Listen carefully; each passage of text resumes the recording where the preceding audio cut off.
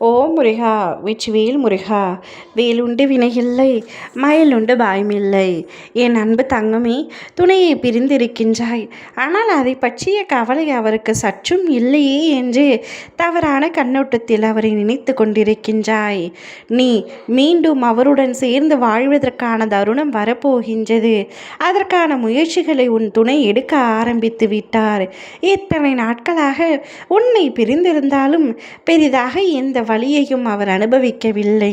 உன்னுடைய அருமையே அவருக்கு புரியாமல் இருந்தது. அவருடைய குடும்பத்தினரின் பேச்சுக்களுக்கு சரி சரி என்று சொல்லி தலையை ஆட்டி கொண்டு இருந்தார், தலையாட்டு பொம்மை போல.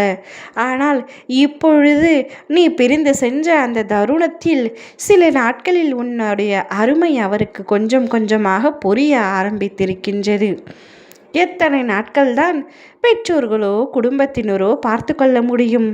அவருக்கென்று ஒரு துணை வந்த பின் நீ அவரை எப்படியெல்லாம் பார்த்து கொண்டாய் என்ற அருமை அவருக்கு புரிய ஆரம்பித்து விட்டது. அதனால் உன்னோடு சேர்ந்து வாழ்வதற்கான முயற்சியை இப்பொழுது அவர் எடுத்து கொண்டிருக்கின்றார். அவருடைய குடும்பத்துடன் பேசிக்கொண்டு இருக்கின்றார். நான் அவரை எப்படியாவது அழைத்து வந்து விடுகின்றேன்.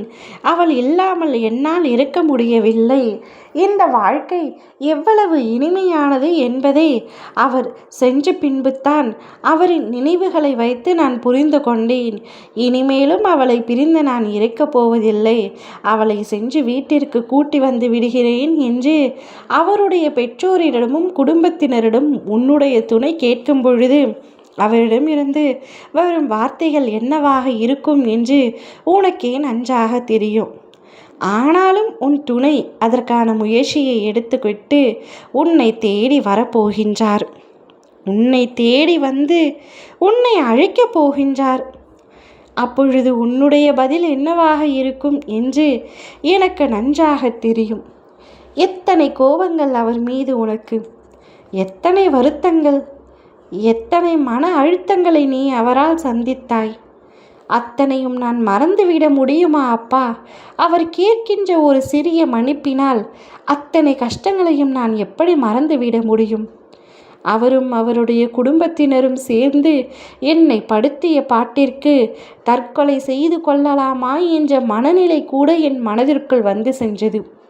அதையும் மீறி இன்று நான் உயிருடன் இருக்கின்றேன். இதற்கு காரணம் என்னுடைய மனபலம். அதனால் இப்பொழுது அவர் கூப்பிட்டவுடன் நாய் போல் நான் அவர் பின்னால் செல்ல தயாராக இல்லை என்கின்றது உன் மனம். ஆனால் என்ன நடக்கப் போகிறது என்று காத்திருந்து நீயே ஒரு முடிவை எடுக்க வேண்டும். அதை நல்ல முடிவாக எடுக்க வேண்டும். அவருடன் நீ சேர்ந்து வாழ்ந்து ஆக வேண்டும் என்று நான் உன்னை கட்டாயப்படுத்த மாட்டேன். உன் மனதிற்குள் எவ்வளவு வலி இருக்கின்றது என்று என்னால் புரிந்து கொள்ள முடியும். அந்த வழிகளிலிருந்து நீ மீண்டு வர வேண்டும். அவர் முயற்சி செய்வதற்கான பின் விளைவை அவர் அனுபவிக்க வேண்டும். ஆனால் என் பிள்ளையான நீ பின்வாங்கக்கூடாது. உனக்கு எது நல்லது என்று ஒரு முறைக்கு பல முறை யோசித்து விட்டு பின்பு முடிவெடு. உன் வாழ்க்கைக்கு எது நல்லது என்று உனக்கு தெரியும். ஓ முருகா.